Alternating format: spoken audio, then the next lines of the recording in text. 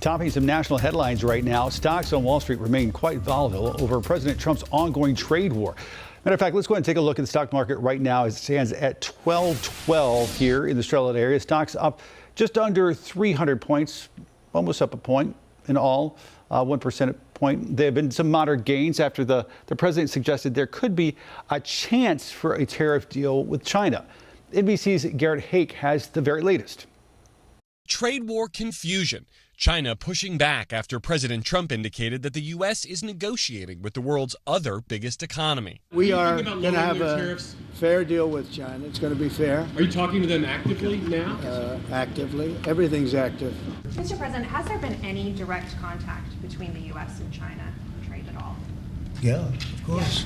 Yeah. And every day. Overnight, multiple Chinese officials denying that there have been talks. One saying, quote, there are no trade negotiations between China and the U.S.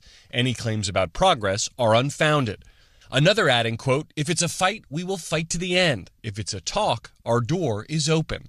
Trump has been softening his tone, but not the massive tariffs he's placed on Chinese imports that have largely fueled global economic anxiety. We're dealing with a lot of countries right now, and could be with China, but maybe we'll make a special, a deal, and we'll see what it will be. Right now, it's 145%. That's very high.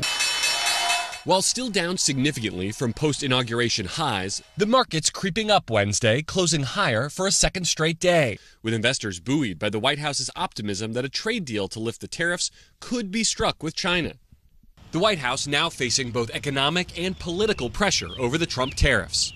At Southern California ports, the number of ships set to arrive with the imported goods from China in the first week of May now expected to be down 44% from last year. On Monday, the CEOs of Target, Walmart, and Home Depot personally lobbying the president on tariffs, reportedly warning about the possibility of product shortages or even empty shelves. While another business leader, GOP megadonor Ken Griffin, who has been critical of the trade war, speaking out yesterday. The United States was more than just a nation. It's a brand. It was like an aspiration for most of the world. And we're eroding that brand right now.